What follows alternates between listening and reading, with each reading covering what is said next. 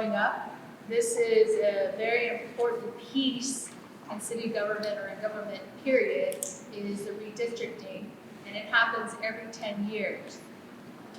I truly feel like this is one piece of government where community comes together to give their voice and be able to say, this is what I would like to see, how this district would be designed. So what's going to happen with District 4, we need to gain, I believe, is it 10,000? So we need to gain 10,000 voters in the district. It's a minority-majority district.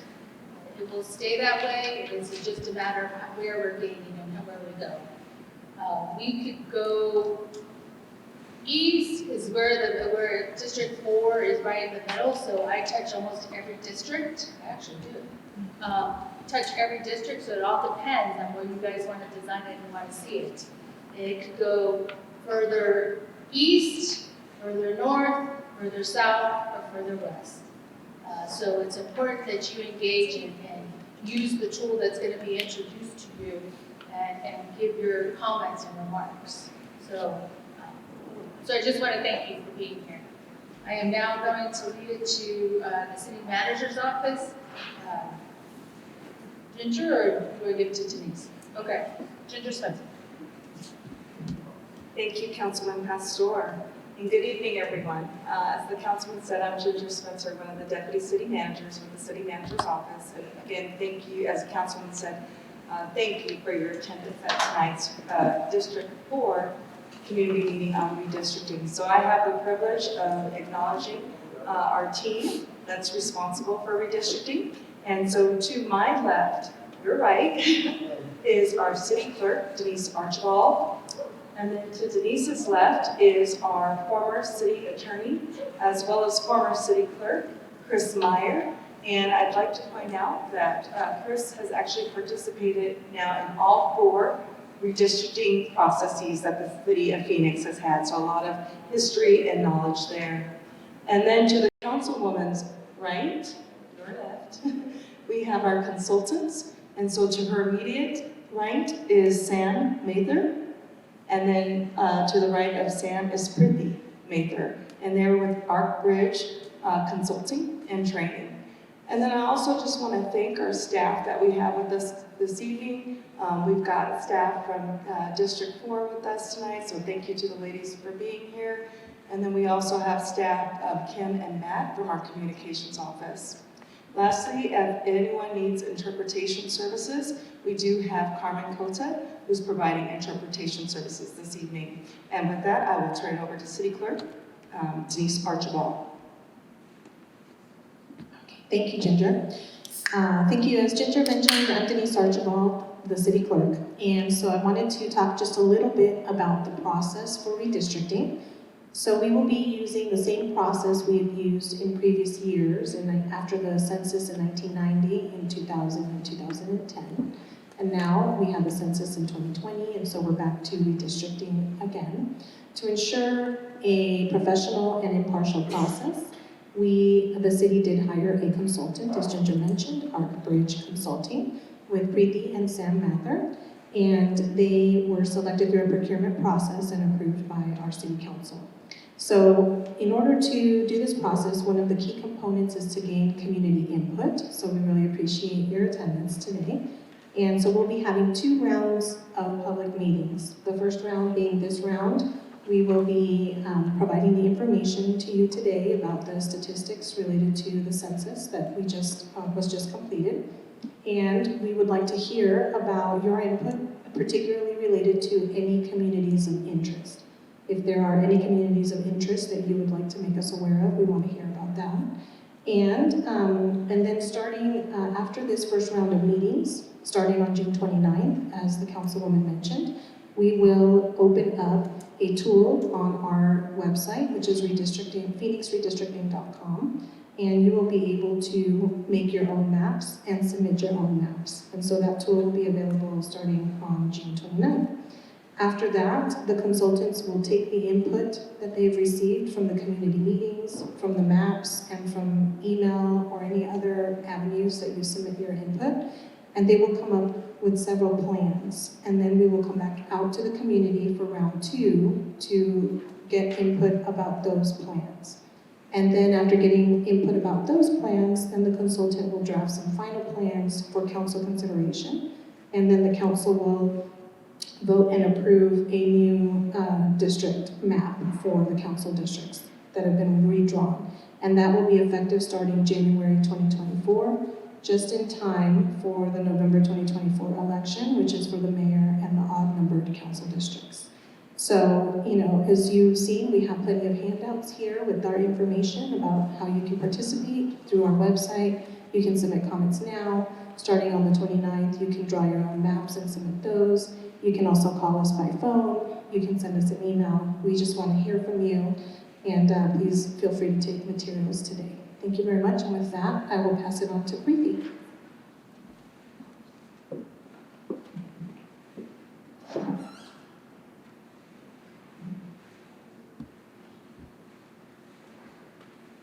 Hello.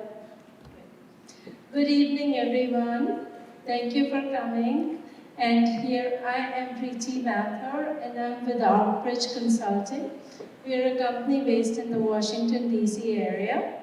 And we are here to present the data to you, both the 2010 and the 2020 data. And our primary goal here is, as Denise and Ginger mentioned, and the councilwoman said, that we are here to collect your feedback. So we have the data, and we'll show you the data, we'll show you the redistricting guidelines, but we need input from you. And that is the primary purpose for this meeting today. And I'm going to run a PowerPoint. So here, you can see on the left-hand side, we have your current council districts. These council districts were drawn after the 2010 census. And now we have the 2020 census, and what you're seeing here is that we have the numbers.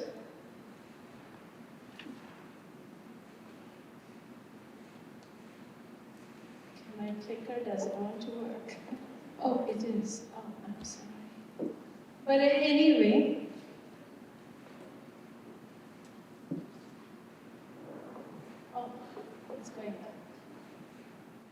Anyway, we'll go with that. So anyway, on the top table that you're seeing is the 2010 census redistricting data. And back then, the population of the city was 1.4 million. And now, with 2020 census, the population of the city is 1.6 million. So the purpose of redistricting is to draw the districts with as equal population as possible. So here, back in 2010, the target or the ideal population for each district was 180,704. That was the target for each district. And now, with 2020 numbers, that target has gone up to 201,017. So the gain between the 2010 and the 2020 census, the gain was 162,507 people. And if you look at it in terms of percentages, it's about 11.2% growth over the decade. So we wanted to see where this growth has been, and we looked at each district, and you can see, and I'm going to try my pointer one more time. Okay, so each district has grown, and we are sitting here in District 4. So you can see District 4 also had a growth, and that growth was 11,064. And on the right-hand side, you see the map, and you can see in the map, the darker the color, the more the growth. So you can see District 4 had growth, but it was comparatively less. So now what we did was we looked at the overall data, and you can see that we have a map of the districts on the right, and it's color-coded in red and green. And if you look at the legend at the right-hand side, you're going to see that the greens are where the districts have less population, and the reds are where the districts have more. So you can see that D4, we are here in D4, you can see that D4 is in need of 10,000 people. So we need to look at surrounding areas, and we need to add 10,000 so that it can come up to the target that we are trying to reach, which is 201,017 people. So the same information presented here. So if you look at the dotted line, that is our target. And if you look at the districts, you can see the districts which are under the dotted line, they need to grow. And the ones which are over the dotted line, they have to give up some area, some population. So you look at D4, D4 is in need of about 10,000 people. These bars are color-coded by the racial and ethnic composition of each district. So you can see that the yellow color is for non-Hispanic white. You can see the brown color or sort of red color, that is for Hispanic. We have all the other, we have blue for non-Hispanic black, green for non-Hispanic Asian, and this data is based on the Census 2020 data set, and the data set specifically is called Public Law 94-171 data set, which we are required to use by law.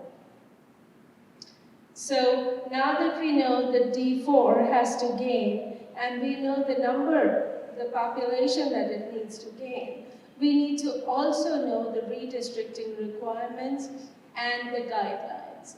So the first two that we have on this slide are legal requirements. And these are by federal law as well as by the city charter. So the first one is that each district should be as equal in population as possible. Now we all know that we cannot, absolutely cannot have exactly the same number in each district. So the law provides us with a deviation. And it says that the maximum deviation should be less than 5%. And for each individual district, it should be under 1%. And currently, we have, with the way the districts are, with 2020 population, our maximum deviation is 14.45%. So we need to adjust the boundaries of the district so that it comes under 5% and under 1%. Now, I wanted to define what maximum deviation is. It's the difference between the most populated and the least populated district. Okay? The other requirement is compliance with the Voting Rights Act.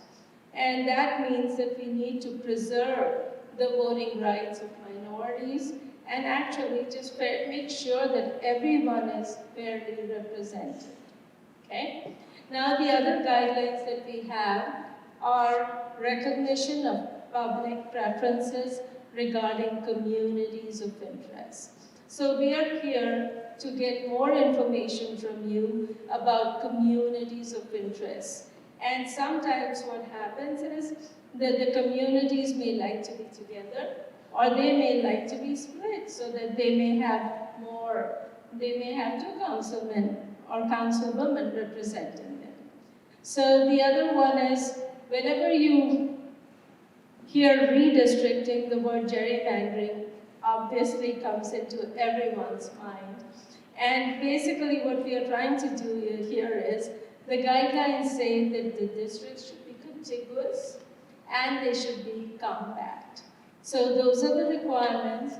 And then there is this preservation of the core of the current districts, which means that when we start to draw the districts, we don't want to totally change them. We want to make sure that at least they have some resemblance to what they look like right now, and at least the core is preserved. Now, the next thing is continuity of representation. So what we do is we look at where the current incumbents live, and we want to make sure that they are still within the district that they represent. And finally, preservation of political subdivisions. So here we are using the county precincts as the political subdivisions. So these are the requirements, and now we do know that D4 has to gain. So with this, and Denise and the councilwoman and Ginger said, you will be given an opportunity to draw the districts yourself. There's going to be a tool which is going to be unveiled soon after these meetings are done, and you can try to draw your districts. So it's good to know the requirements and the guidelines. So on this slide, what you are seeing is we are comparing the 2010 racial and ethnic composition of the districts and of the census blocks. So here on the left-hand side that you're seeing is the majority population in each district. So the ones that you're seeing in yellow are non-Hispanic white districts. The districts 1, 2, 3, and 6 are majority non-Hispanic white, and 4, 5, 7, 8 are majority Hispanic districts. And of course, we are here in D4, and you can see that D4 is a majority Hispanic district. On the right-hand side, we are seeing the same data, but we are looking at the block level. We are looking at majority population in each block, and there you can see some blues, which is non-Hispanic black, some greens, which are non-Hispanic Asian. So this was the data based on 2010. Then we compared it to 2020, and we found that there are still 4 majority Hispanic districts and 4 majority non-Hispanic white districts. And we look at the data at the block level, and we see a similar pattern. So having done this analysis, we know that we want to preserve the rights of minorities, basically preserve the rights of, make sure that everyone is fairly represented. And now we just present the District 4 data to you, and you can see that here we have the 2010 and the 2020 data, total population as well as voting age population. And you can see that it's a majority Hispanic district, and you can see the numbers, and you can also see the data for all the other racial and ethnic categories. So having said that, now you know that you need 10,588 people, at least close to that, so that we are within the range, because right now our deviation is negative 5.27. So with this, I just wanted you to look at your current District 4, and we have the precincts there. So you can see now which districts or what precincts you may be interested in. And all these PowerPoints are going to be on the website soon, so you will have access to all this information, and you can pick and choose, and you can follow the redistricting guidelines. And with that, I'm just going to turn the floor to you for your questions and comments. Thank you. Can you read the slide 19 up? It's much easier that way. AJ, want to come to the microphone?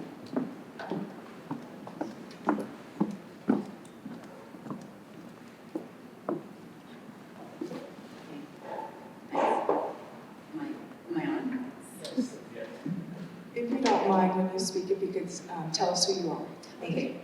I am AJ Marsden. I actually live at 11th Avenue in Camelback. So I am very close to District 6 and 5, currently in 4th. It'll be interesting to see where I land up. First of all, I wanted to say hello to the consultants again. I first saw you at Ann O'Brien's meeting, quite a few weeks ago. We just had an excellent conversation about travel and DC and Phoenix. I wondered 10 years ago, who really thought it was a good idea to notch out Solano Park and the mall? So I forget what the districts looked like 10 years ago because I was in 4 and I stayed in 4. So I didn't pay attention. So that little notched out area, I think having that notched out, yet all of the housing around there be in a different district, I think it really divided efforts for the mall and the park and the school. I know I invited you and Michael to the school. You're just trying to do things because everyone, air quotes, everyone who shops at Solano Mall and who lives around Solano Park actually were in a different district than the council person who was over the mall and the park. So that's just one thing I'd like to take into consideration. And again, 10 years ago, why someone notched it out to get that, I don't know who made that decision. I could probably guess. I would guess. Get the microphone in front of. I could probably guess because redevelopment at that time was starting and happening, and they probably needed an economic engine in District 5 for that to happen. Just a stronger economic engine. That would be my guess and assumption. Not sure, but that's what I would assume. Because I'm thinking there's no votes there. Nobody, that's no one's address. Well, you have the apartments that are right around the park that are. Right, but that's a different district. Right. So D5, when they notched that out, it got them no more votes. Maybe Tom did one.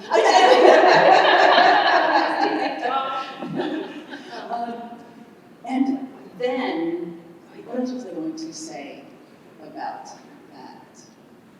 Oh, so that's just the main thing there. Oh, I know what I was going to say.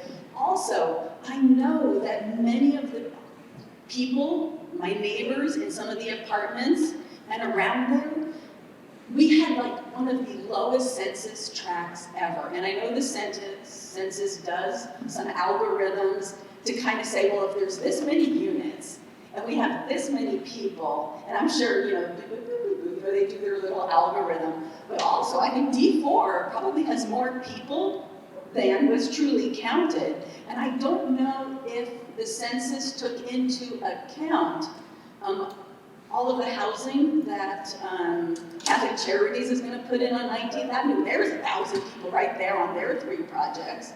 And then we're getting 2 housing developments at 7th Avenue and Camelback. There was an extra 1,000, so really you only need about 8. You're not really going to need 10, so that's my joke there. Well, that's a great comment and way of looking at that, because Central, right here, that is being built out currently. How can I forget that zoning going We're on? gonna have 14,000 people. So really, we're looking at just 4,000 people that D4 needs to get. But yeah. So I would agree with you, AJ. You probably need to bring in Solano Park. The dynamics, just as you guys are going to be on your tool, the dynamics of bringing in Solano Park, which is fine, is also the dynamics of resources of the park, because if you start to move east too, or you move north, or you move west, you've got to see what precincts they are and what are the dynamics happening within those precincts. So keep that in mind. It's also going to change in 2 years. So keep it in mind as you're drawing. And to add to what the councilman said and to address what AJ has brought up, I'll address the first part, and then Priti, our consultant, I'd like for you to address the second part. But in regards to the part of Solano district that's cut out, you can see it's the square that's right next to the Solano precinct to the north. That currently is in District 5, but right next to District 4. So as the councilwoman said, as you were drawing your maps, If that is something that you feel that should be incorporated into D4, then that's something that you can put into the map drawing tool. And then also, we were calling it Solana Mall. Some of you also may be familiar with it, known as Christown Mall as well. And now it's Spectrum. So over the years, it was Solana, Christown, Spectrum. So depends on, what age group you're in. I don't know what to call it, it's a lot of walk, but it is Yeah. Spectrum Mall. Yes, Spectrum. So, and then also, can you address current development or planned development? This question always comes up because when you see development in your communities and you feel it's going to be there 2 years down the road or maybe 1 year down the road, we are unable to include that because the law requires us to use the census 2020 as it's published. Whose address is Yeah. there? Yeah. Whoever filled in their census questionnaire. If we know that that census area was one of the lowest represented, does that come into any effect for what's going on now? Was there some algorithm to include people? Because it breaks my heart that there's so many people there, they're not being counted, so D4 is not getting the resources that it needs and deserves because the census was undercounted. I'm going to address the census undercount stuff, but then Ginger can talk about the resources because the city has its ways to do the resources. But regardless, whatever census does, that is the primary purposes for redistricting. Nothing to do with resources which the city handles at its own level. So if the city thinks that there were undercounts, then the city had the opportunity to challenge the census, which they did. We did. Which they did, and they won. But all that was about 3,000 people. So we are talking about 1.6 million and 3,000. So the census says that that is not going to affect our redistricting process, but it's going to be, they publish their summaries every year, So, but the data that we are using is 100% count. So they don't use any algorithms. What they do, because all this information is Title 13 protected. So if there is a block which is very small and where somebody could be identified, that is where they try to mask the data. But no other algorithms, this is 100% count data. And then, probably not for 2024, because that's coming up right away. What about the idea of having more city council districts? I mean, 200,000 people, they're smaller towns. That will be a discussion in the future. That at this moment, it is, and it is, that discussion will be coming. At this moment, this is for the districts that we have currently. We couldn't, my understanding is get it ready or wasn't available in time in the charter. And the charter requires a charter change, and so we will not be discussing that currently. It will be a discussion in the future because there are a majority that want more districts. So that will be a discussion in the future. How many are, where Solana was, where number 5 is, how many people are in that area? I don't have it right now here. Okay. Like residents? Yeah, I'm just like, is it 1,000? Is it? Well, right now, there's no residents. There's some, the apartments. The apartments. You have all of the apartments. There's some in there because I looked at the numbers. I Is just there? can't remember. Well, we'll find out right now. See, I love this active. We're small, we can activate, we can start drawing. I'm trying to somehow if I could touch it and make it bigger. Because I thought it was just the school, the library, the park, and the mall. I thought there's had all of the housing. There's some of the housing. Okay, I apologize, I didn't see that with my eyes, I thought there was all of the housing. Some of the information that's going to be available online is you'll be able to see the population count by precinct. And so for the Solano area, and there's several listed here. Yes. Versus the part in District 4 and then the part in District 5. Okay, so the part that we're talking about right now that's currently in District 5 is almost 1,000 people. It's 883 is the population count. Okay. Yeah. And that information will be available online for everyone as well, every precinct. Think about this. I apologize, thank you. So think about it, we're supposed to gain 10,000, so 883, I'll just take off 1,000, give or take 9,000, and then we have to still keep moving.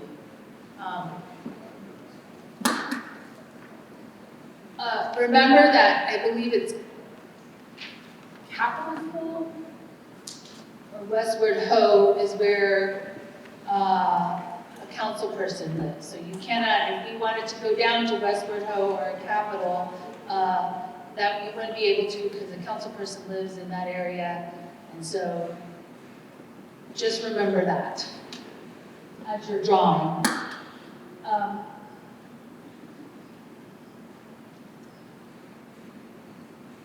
I'll just tell you my point of view, and you guys can decide or not, but as you see the district, it would make sense to take 5. It would make sense to take Greenwood. And if we want to move east, then we have to give up a piece in District 4 for 7. So for me, it would be like cut off the tail ends, Maryview and Culver, but it's all up to you. I would like a very clean map. It's sometimes hard for us to know where our lines are, and a clean map would do better. Are there other questions or comments from the audience? We'd love to hear from you. Come on up to the mic in the middle and tell us who you are. And the other piece is remember numbers, 10,000.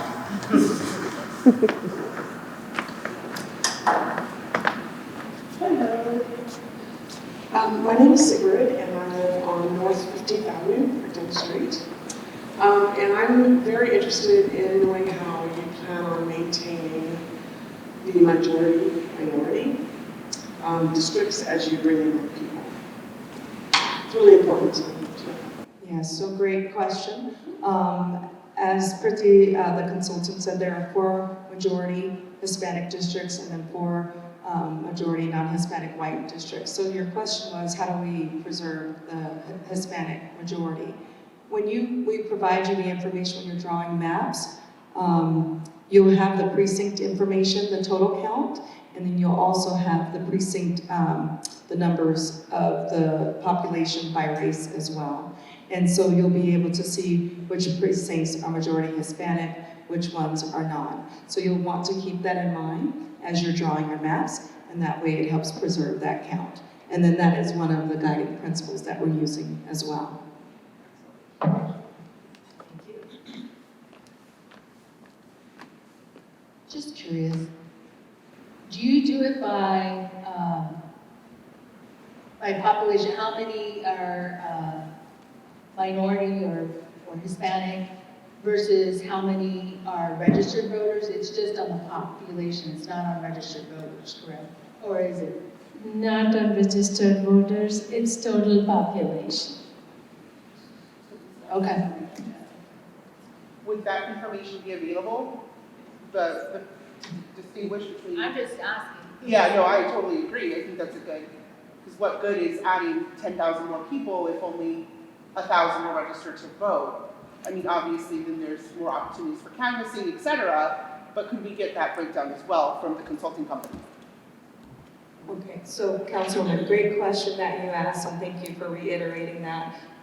When we provide the information online, you're going to see the total population by race, and then you're also going to see total population voting age, so it's 18 and over by race as well. So you'll want to look at total population first, and then also then go and check it by voting population age, just to make sure that it's that majority that you're looking for. So that, which is a little different than registered voter, but we do have it by voting age. And so you'll be able to see that information, and it'll be very, very helpful. I also want to add something to that. I worked at that school for a year, and I do know that the school has about 40% turnover rate of kids. So whoever starts in August, there's a 40% turnover rate by May.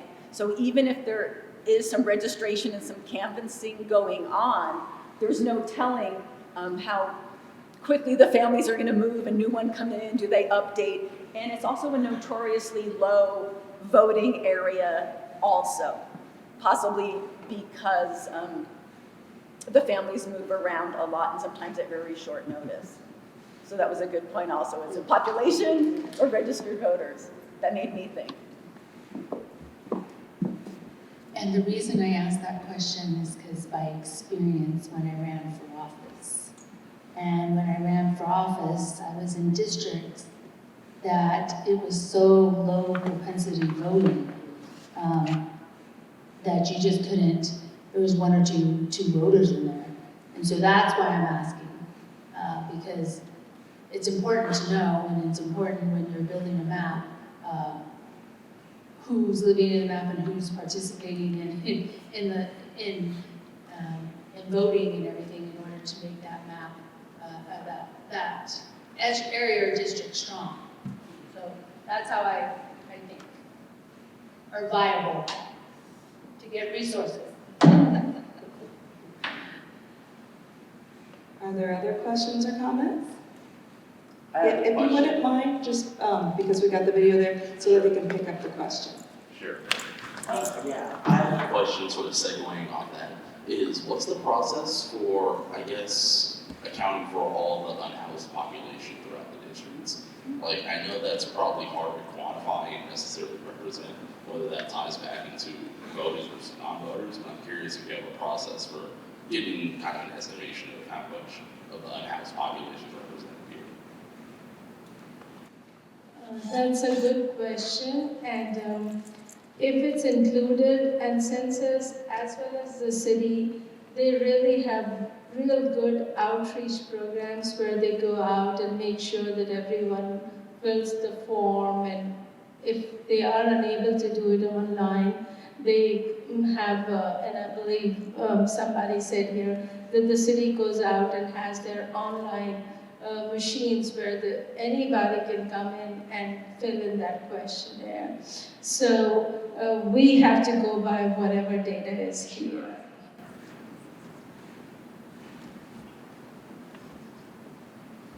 Okay, so for the unhoused population, that would have happened in 2020 when they were doing the census. So there were some nonprofits that were out in the community trying to get the census or numbers. That's the one way you can get the unhoused, but it has to have been during the census time, not the current count that we do around the city. So it would be 2020. So we're kind of stuck in 2020 during COVID.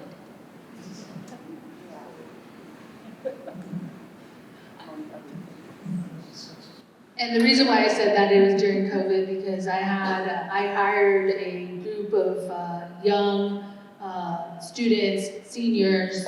It was during COVID in the summer, and we knew we needed to get our census numbers up in District 4.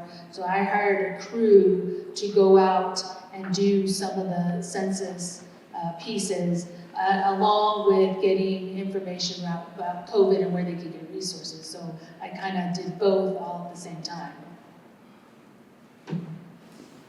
Are there any other questions or comments?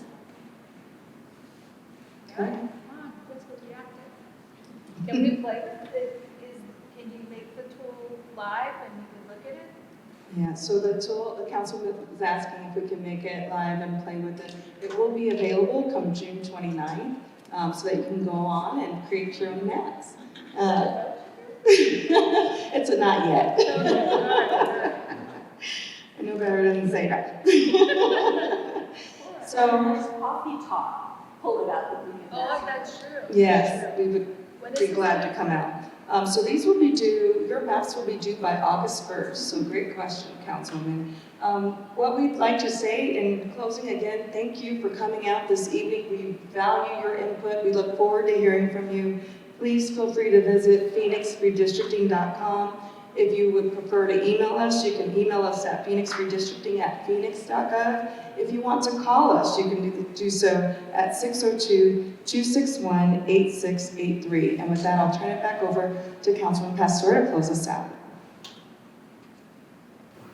Thank you, Ginger. I just wanted to thank the team. In order to do these meetings, it requires a lot of people to help and make sure the magic happens. I just show up and then they've already done the magic and I just show up.